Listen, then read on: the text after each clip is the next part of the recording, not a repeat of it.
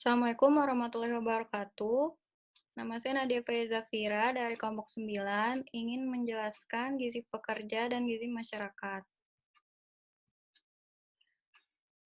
Yang akan dibahas dari gizi pekerja yaitu pengertian pekerja dan produktivitas kerja, gizi dan produktivitas kerja, kebutuhan gizi tenaga kerja, masalah gizi tenaga kerja. Dari gizi masyarakat, perencanaan gizi, pendidikan dan advokasi gizi, pengembangan media pendidikan gizi, monitoring dan evaluasi program gizi, kebijakan dan program gizi masyarakat Indonesia. Yang pertama, pengertian pekerja dan produktivitas kerja. Menurut ILO atau International Labour Organization, pekerja adalah semua orang yang menjalankan pekerjaan dan dapat didefinisikan sebagai pekerjaan yang dibayar. Menurut Maimun, pekerja adalah setiap orang yang bekerja dengan menerima upah dan imbalan dalam bentuk lain. Menurut Undang-Undang Nomor 13 Tahun 2003, pekerja adalah setiap orang yang bekerja menerima upah atau imbalan dalam bentuk lain. Menurut Hasibuan, karyawan adalah setiap orang yang bekerja dengan menjual tenaganya, baik fisik dan pikiran, kepada perusahaan dengan memperoleh balas jasa yang sesuai. Jadi kesimpulannya, pekerja adalah setiap orang yang melakukan pekerjaan dengan menerima upah atau imbalan dari hasil kerjanya. Selanjutnya, pengertian produktivitas kerja. Menurut KBBI, produktivitas merupakan kemampuan untuk menghasilkan sesuatu atau daya produksi. Menurut Komarudin, produktivitas kerja adalah sikap yang senantiasa mempunyai pandangan bahwa metode kerja hari ini harus lebih baik dari metode kerja kemarin. Menurut BPPSDMK, produktivitas merupakan sikap mental yang selalu mempunyai pandangan bahwa mutu kehidupan hari esok harus lebih baik dari hari ini, atau perbandingan antara keluaran dan masukan.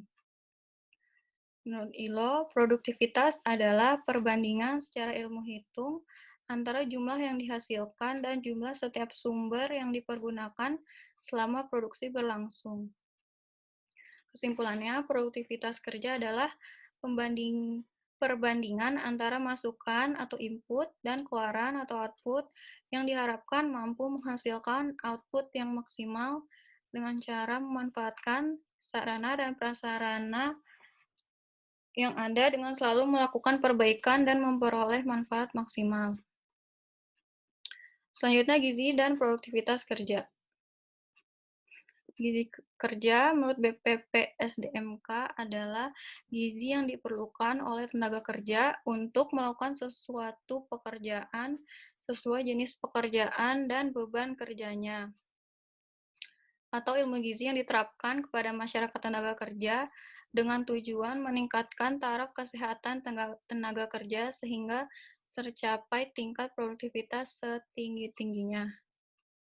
Menurut Tawaka, gizi kerja merupakan pemberian gizi yang diterapkan pada masyarakat pekerja dengan tujuan meningkatkan derajat kesehatan, efisiensi, dan produktivitas kerja setinggi-tingginya. Gizi dan produktivitas kerja sangat berkaitan satu sama lain, karena gizi merupakan salah satu aspek kesehatan kerja yang memiliki peran penting dalam peningkatan produktivitas kerja. Dalam bekerja, manusia membutuhkan energi yang didapat dari nutrisi dalam makanan. Kebutuhan energi akan meningkat sesuai aktivitas yang pekerja lakukan, dan sebaliknya, jika gizi tidak terpenuhi dengan baik, akan menurunkan daya kerja dan menurunkan produktivitas kerja. Menurut Ledo, konsumsi gizi yang seimbang dapat meningkatkan konsentrasi dan suasana hati pekerja. Menurut Darwin Karyadi, penambahan gizi akan meningkatkan produktivitas kerja. Terbukti dari pekerja yang tidak menderita anemia, produktivitasnya lebih tinggi 20% dibanding penderita anemia. Faktor yang mempengaruhi produktivitas kerja yaitu umur, jenis kelamin, status kesehatan, gangguan biologis pada pekerja wanita, teknologi, masa kerja, pendidikan, lingkungan kerja, sikap dan etika perilaku, dan tingkat penghasilan pekerja. Kebutuhan gizi tenaga kerja. Manusia memerlukan zat gizi yang berasal dari makanan untuk bekerja atau bahkan untuk menjalankan proses tubuh yang vital. Kebutuhan zat gizi tersebut didapat dari makanan yang kemudian dicerna sehingga membentuk energi kimia. Kebutuhan energi orang dewasa dibutuhkan untuk metabolisme basal, aktivitas fisik, dan efek makanan atau pengaruh dinamik khusus. Faktor pengaruh kebutuhan gizi ada 6, yaitu usia, ukuran tubuh, jenis kelamin, jenis pekerjaan, aktivitas rutin, dan keadaan fisiologis. Lalu kebutuhan gizi pekerja menurut zat penghasil energi, menurut karbohidrat, protein, lemak, vitamin, mineral, dan air. Pertama, karbohidrat. Fungsi utama karbohidrat adalah untuk menyediakan energi utama bagi tubuh. Kebutuhan karbohidrat untuk orang Indonesia kira-kira 60-70% dari total energi sehari. Penelitian menunjukkan bahwa untuk pekerja yang tidak baik bergerak atau hanya melakukan pekerjaan ringan, sumber energi diperoleh dari karbohidrat dan lemak. Akan tapi saat melakukan pekerjaan berat, sumber energinya berasal dari cadangan karbohidrat atau glikogen tubuh. Selanjutnya protein. Protein adalah suatu zat makanan yang sangat penting bagi tubuh karena berfungsi sebagai bahan bakar dalam tubuh bila karbohidrat tidak mencukupi. Kebutuhan protein karyawan sama seperti angka kebutuhan gizi umum, yaitu 10-20% dari total kebutuhan energinya. Anggapan bahwa karyawan yang bekerja berat membutuhkan protein tinggi itu adalah tidak benar, karena karyawan yang bekerja berat membutuhkan energi tinggi dari peningkatan kebutuhan karbohidrat. Selanjutnya lemak. Fungsi utamanya sebagai cadangan energi tubuh. Selain itu juga sebagai pelarut dari beberapa vitamin, yaitu vitamin A, D, E, dan K. Kebutuhan lemak pada karyawan adalah 20-30% dari total kebutuhan tubuh. Lemak di dalam tubuh disimpan dalam bentuk asam lemak sebagai cadangan energi. Karyawan membutuhkan energi yang lebih, maka energi dari lemak akan dimanfaatkan. Selain itu, lemak juga berguna untuk melindungi tubuh pekerja dari luka, trauma, dan shock yang mungkin terjadi saat bekerja. Vitamin dibutuhkan pekerja dalam jumlah yang sedikit, namun penting untuk mempertahankan kesehatan tubuh pekerja. Mineral adalah bagian tubuh yang memegang peranan penting dalam pemeliharaan fungsi tubuh secara keseluruhan. Salah satu mineral yang paling dibutuhkan oleh pekerja adalah zat besi, karena berfungsi untuk pembentukan sel darah merah atau eritrosit yang berguna mengangkut oksigen ke seluruh tubuh. Selanjutnya, oksigen akan berperan menghasilkan energi sehingga produktivitas kerja akan meningkat karena tubuh pekerja tidak cepat lelah. Terakhir, air. Saat bekerja, air minum yang bersih dan aman harus tersedia setiap saat di tempat kerja agar dapat memenuhi kebutuhan cairan yang hilang saat bekerja.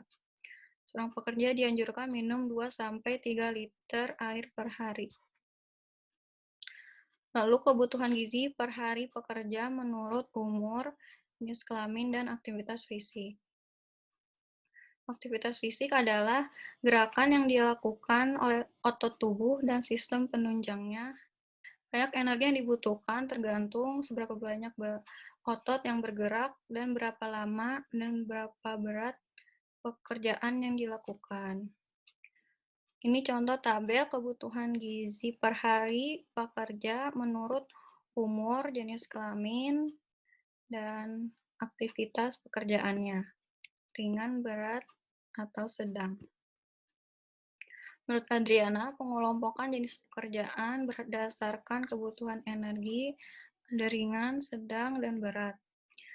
Contoh pekerjaan yang ringan yaitu pegawai kantor, tenaga profesional, dokter, akuntan, pengacara, guru, dan perawat. Pekerjaan sedang, pekerjaan industri ringan, mahasiswa, petani, nelayan, tentara, dan penjaga toko. Aktivitas berat, pekerja berat, buruh industri berat, buruh tambang, penarik kaca, dan pengemudi bus atau truk. Selanjutnya, pengelompokan aktivitas atau beban kerja berdasarkan proporsi waktu kerja. Untuk kelompok aktivitas ringan, jenis kegiatannya 75% waktu yang digunakan untuk duduk atau berdiri dan 25% untuk kegiatan berdiri dan berpindah. Aktivitas sedang, 25% waktu digunakan untuk duduk, 75% untuk kegiatan kerja khusus. Aktivitas berat, 40% dari waktu digunakan untuk duduk atau berdiri, dan 60% untuk kegiatan kerja khusus dalam bidang pekerjaannya. Contoh perhitungan kebutuhan energi berdasarkan tabel AKG menurut umur, jenis kelamin, dan aktivitas fisik. Seorang ibu berusia 35 tahun memiliki berat badan 52 dengan aktivitas sedang, yaitu melakukan pekerjaan rumah. Berapa kebutuhan energinya? Dapat dihitung dengan berat badan ibu dikali energi berdasarkan aktivitas dibagi berat badan berdasarkan tabel. Berarti 52 dikali 1800 dibagi 55. 1800 dan 55 didapatkan dari tabel menurut umur, jenis kelamin, dan aktivitas fisik yang tadi. Jadi, kebutuhan energi yang dibutuhkan ibu tersebut adalah 1700 kilokalori. Selanjutnya, kebutuhan gizi menurut kondisi khusus pekerja. Kondisi fisiologis, kondisi tertentu, dan kondisi tempat kerja. Yang pertama, kondisi fisiologis pekerja. Ada pekerja yang menyusui dan hamil. Wanita yang menyusui membutuhkan kalori ekstra bahkan lebih besar daripada ibu hamil, yaitu 6 bulan pertama membutuhkan energi tambah 500 kilokalori per hari dan 550 kilokalori per hari pada 6 bulan berikutnya.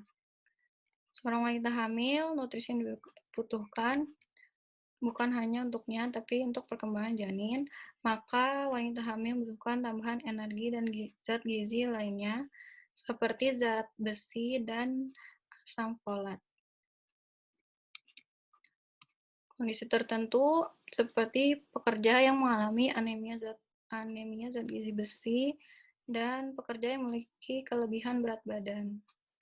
Untuk pekerja yang memiliki anemia gizi besi dapat diberikan suplemen tablet besi dengan dosis 60 mg 2 kali seminggu.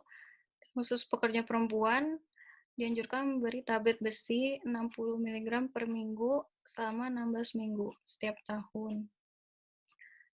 Dan juga dianjurkan mengonsumsi makanan yang kaya akan zat besi seperti hati, daging, ikan, telur, dan sayuran hijau. Untuk pekerja yang kelebihan berat badan, perlu dilakukan perencanaan makanan untuk mengurangi asupan lemak dan mencukupi komposisi makanan dengan metode gizi seimbang dengan diet kalori rendah. Dianjurkan berolahraga 4-5 kali dalam seminggu selama 20-30 menit. Olahraga yang disarankan adalah olahraga aerobik karena dapat membakar kalori lebih banyak. Lalu kondisi di tempat kerja bisa lembur dan shift kerja atau risiko lingkungan di tempat kerja. Pekerja yang lembur selama 3 jam atau lebih dan yang menjalani kerja shift malam pukul 11 sampai 7 pagi perlu diberikan makanan atau minuman selingan yang padat gizi. Risiko lingkungan di tempat kerja dapat dihasilkan dari suhu, bahan kimia, radiasi, dan parasit atau mikroorganisme. Selanjutnya, masalah gizi tenaga kerja. Yang pertama, kekurangan energi protein atau KEP. KEP adalah keadaan kurang gizi yang disebabkan oleh rendahnya konsumsi energi dan protein dalam makanan sehari-hari dan atau gangguan penyakit tertentu sehingga tidak memenuhi kebutuhan gizi berdasarkan angka kecukupan gizi. Penyebab KEP pada tenaga kerja dapat dihasilkan dari tingkat upah kerja yang rendah, konsumsi makan disebabkan karena penyediaan makanan oleh perusahaan kurang baik, layanan dari pemerintah, memadai atau tidaknya pelayanan kesehatan, terutama bagi masyarakat miskin, tergantung pada anggaran pemerintah yang disediakan untuk pelayanan kesehatan dan pelayanan sosial lainnya. Lalu kebutuhan energi, hal ini ditentukan oleh metabolisme basal tubuh, umur, aktivitas fisik, suhu, lingkungan, dan kesehatannya, jenis kelamin, dan kondisi psikologis. Juga disebabkan oleh kebutuhan protein dan tingkat pendidikan. Kerja dengan pendidikan yang baik akan lebih mengerti tentang kebutuhan gizi dibanding dengan bekerja dengan pendidikan yang rendah. Masalahnya yang selanjutnya kekurangan vitamin A atau KVA. Vitamin A merupakan salah satu zat gizi mikro yang mempunyai manfaat penting tubuh manusia, yang berperan terhadap fungsi kekebalan tubuh atau imunitas manusia. Kekurangan vitamin A pekerja dapat disebabkan oleh berbagai macam faktor. Yang pertama, penyediaan makanan oleh perusahaan kurang nilai gizi, pendapatan yang rendah, atau penyebab sekunder pada pekerja, yaitu kegagalan penyerapan lemak di usus, gangguan pankreas, defisiensi selenium, serta seseorang yang melakukan diet rendah lemak. Cara penanganannya dapat melakukan penyelenggaraan makanan sehat oleh perusahaan, pemberian suplemen vitamin A, dan penyediaan layanan kesehatan. Selanjutnya, anemia gizi besi. Anemia defisiensi besi adalah anemia yang terjadi akibat kekurangan zat besi dalam darah. Artinya, konsentrasi hemoglobin dalam darah berkurang karena terganggunya pembentukan sel darah merah akibat kurangnya kadar zat besi dalam darah. Tandanya yaitu gejala 5L, lemah, letih, lesu, lelah, lunglai. Pekerja yang menderita anemia memiliki produktivitas 20% lebih rendah dibandingkan pekerja yang memiliki gizi besi yang baik. Faktor yang menyebabkan terjadinya anemia gizi besi. Yang pertama, jenis makanan yang disediakan perusahaan. Kedua, pendarahan pada pekerja. Ketiga, usia, riwayat penyakit, indeks massa tubuh, atau kebiasaan merokok pada pekerja. Pengendalian yang dapat dilakukan untuk mengatasi anemia gizi besi. Pertama, perbaikan mutu dan kualitas makanan perusahaan, pemberian suplemen zat besi, dan penyediaan layanan kesehatan di tempat kerja. Lalu obesitas. Obesitas terjadi karena energi yang masuk lebih besar daripada energi yang keluar dalam jangka waktu yang lama. Faktor yang mengaruhi obesitas itu stres akibat pekerjaan, aktivitas yang kurang, pola makan yang tidak normal atau lebih, dan jenis makanan yang dikonsumsi. Penyebab langsungnya itu karena kurangnya asupan energi dan zat gizi akibat pola makan yang tidak seimbang dan melewatkan waktu sarapan atau makan siang. Penyebab tidak langsungnya dari gangguan penyerapan makanan, penyakit infeksi, dan parasit, faktor stres dari lingkungan tempat kerja, misalnya karena panas, polusi, atau tidak tersedianya waktu istirahat yang cukup, dan tidak tersedianya pelayanan kesehatan yang memadai. Lalu GAKI atau kekurangan yodium, yaitu gangguan gizi akibat kurangnya konsumsi yodium selama terus-menerus dalam jangka waktu yang lama. Penyebab GAKI yaitu jenis makanan yang dikonsumsi, kondisi fisik, dan kondisi lingkungan. Penanganannya dengan menyediakan pelayanan kesehatan, memberikan suplemen, dan fortifikasi yodium. Terima kasih.